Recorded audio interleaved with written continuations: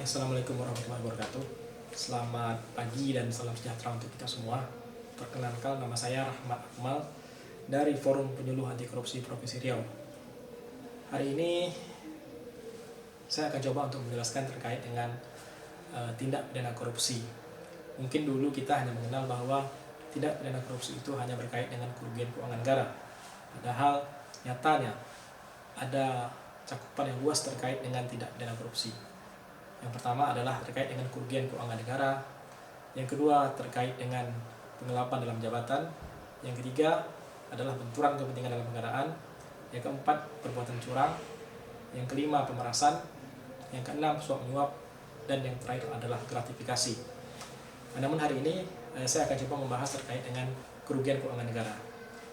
Kerugian keuangan negara ini menurut Undang-Undang Nomor 31 Tahun 1999 Pasal 2 ayat 1 bunyinya, setiap orang yang secara melawan hukum melakukan perbuatan memperkaya diri sendiri atau orang lain atau suatu korporasi yang dapat merugikan keuangan negara atau perekonomian negara dipidana penjara dengan penjara seumur hidup atau pidana penjara paling singkat 4 tahun dan paling lama 20 tahun dan denda paling sedikit 200 juta dan paling banyak 1 miliar rupiah.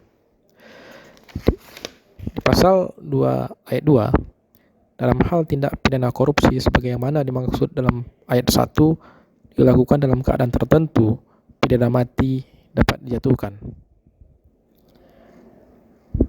Pada pasal 3, setiap orang yang dengan tujuan menguntungkan diri sendiri atau orang lain atau suatu korporasi menyalahgunakan kewenangan, kesempatan atau sarana yang ada padanya karena jabatan atau kedudukan yang dapat merugikan keuangan negara atau perekonomian negara dipidana dengan pidana penjara seumur hidup atau pidana penjara paling singkat 1 tahun dan paling lama 20 tahun dan atau denda paling sedikit 50 juta rupiah dan paling banyak 1 miliar rupiah.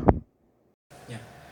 Jadi karena ada beberapa jenis dalam pemindanaan terkait dengan kerugian keuangan negara ini, akhirnya Mahkamah Agung mengeluarkan semacam peraturan Mahkamah Agung nomor 1 tahun 2020. Berapa nominal jumlah kerugian keuangan negara yang terjadi akibat dari tindak pidana korupsi itu. Tentu ini berdasarkan hasil audit dari lembaga yang berwenang menentukan kerugian keuangan negara, yaitu adalah BPK, Badan Pemeriksa Keuangan. Yang kedua adalah peran tersangka dalam melakukan tindak pidana korupsi itu.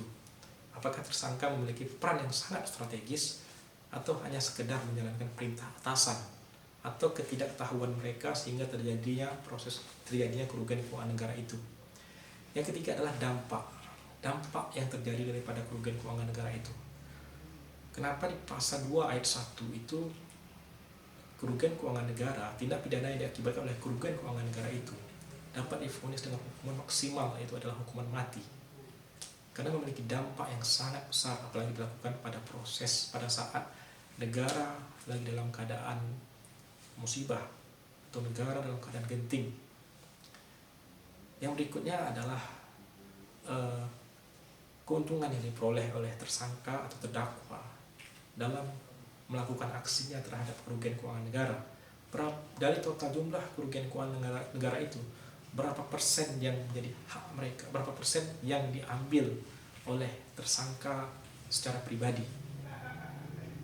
Tentu inilah yang menjadi pertimbangan hakim dalam menentukan vonis atau hukuman seorang terdakwa di persidangan yang mengakibatkan terjadinya kerugian keuangan negara, yang merupakan salah satu poin daripada tindak pidana korupsi.